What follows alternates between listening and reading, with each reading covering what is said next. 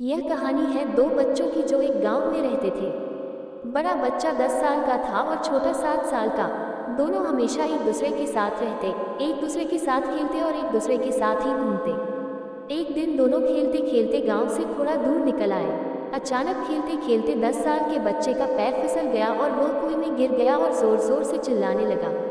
अपने दोस्त की आवाज़ सुनकर जब छोटे बच्चे को इस बात का पता चला तो वह बहुत घबराया। उसने अपने आसपास देखा और मदद के लिए चिल्लाया, लेकिन वहाँ आसपास कोई नहीं था जो उसकी मदद कर सकता था। अचानक उसकी नज़र पास ही पड़ी एक बाल्टी पर पड़ी जिस पर एक रस्सी बंधी थी। उसने बिना कुछ सोचे वह रस्सी कुएं में फेंकी और अपने दोस्त को उस रस्सी को पकड़ने को बोला।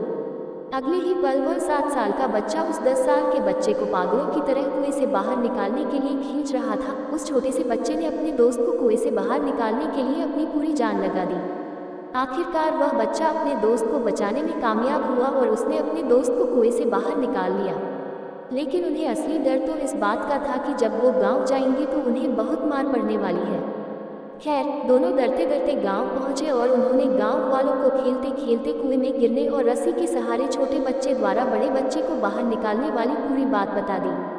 लेकिन गांव वालों ने उनकी बात पर विश्वास नहीं किया और हंसने लगे कि आखिर एक 7 साल का बच्चा एक 10 साल के बच्चे को रस्सी के सहारे कुएं से बाहर कैसे निकाल सकता है। लेकिन वहां मौजूद एक बुजुर्ग ने उन बच्चों की बातों का भरोसा कर लिया। उन्हें सब करीम चाचा कहते थे। करीम चाचा गांव के सबसे समझदार बुजुर्गों में से एक थे। गांव वालों को जब करीम चाचा के बच्चों की बात पर विश्वास करने की बात पता चली तो सब इकट्ठे होकर करीम चाचा के पास पहुंचे और बोले, चाचा, हमें तो बच्चों की बात पर यकीन नहीं हो रहा है। आप ही बता दो कि ऐसा कैसे हो सकता है। गांव वालों की बात सुनकर करीम चाचा बोले, बच्चे बता तो रहे हैं उन्होंने यह कैसे किया। बच्चे ने कुएं में रस्सी फेंकी और दूसरे बच्चे को ऊपर खींच लिया। गांव वालों को कुछ समझ नहीं आ रहा था।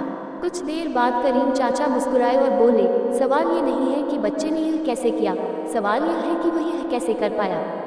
और इसका सिर्फ एक जवाब है कि जिस वक्त वह बच्चा यह कर रहा था उस वक्त उसको वहाँ यह बताने वाला कोई नहीं था कि तू यह नहीं कर सकता।